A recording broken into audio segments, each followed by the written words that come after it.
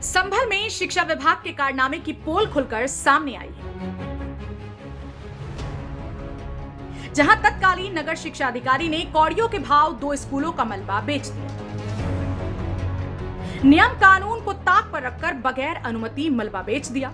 अब इस मामले में डीएम ने संज्ञान लिया है और जांच कर कार्यवाही की बात कही।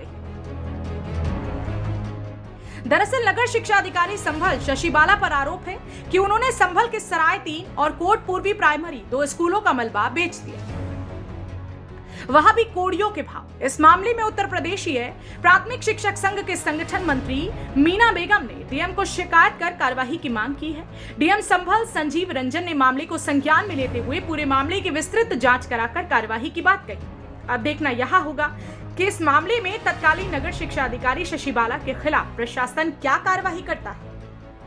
ये नगर क्षेत्र में शशि बाला मैडम जो खंड शिक्षा अधिकारी तत्कालीन में थी, उन्होंने हमारे संभल के 2 विद्यालयों को, यानी एक सराय तरीन में है भालेभान में और एक है मोहल्ला कोटपूर्वी में, इन्होंने 2 विद्यालयों को नियमों को ताक में रखते हुए बिल्कुल नियमों के विरुद्ध इन्होंने दोनों विद्यालयों का ध्वस्तीकरण करा दिया था, नीलामी कर दी थी, जिसका सारा पैसा जो था इन्होंने ये अपने पास रखा, जो कि सारी चीज़ें जो उन्होंने की हैं वो नियम के विरुद्ध थी। परंतु जो विद्यालय की संपत्ति थी वो हमारे संभल के नगर पालिका की संपत्ति थी, जिसको तोड़ने या ध्वस्तीकरण नीलाम कराने से पहले नगर पालिका के अधिकारी की परमिशन ली जाती।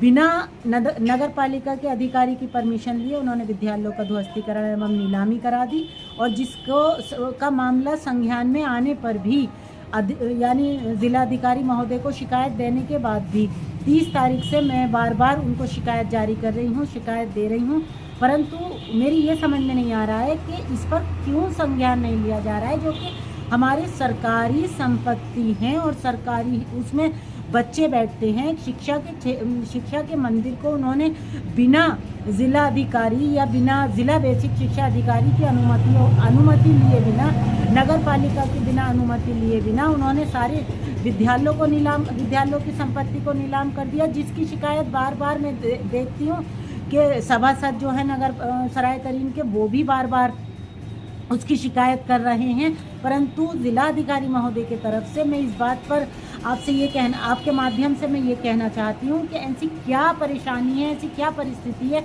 जो इतना सब कुछ हो जाने के बाद भी और बार बार शिकायत करने के बाद भी जिलाधिकारी महोदय इस पर कोई एक्शन नहीं ले रहे हैं।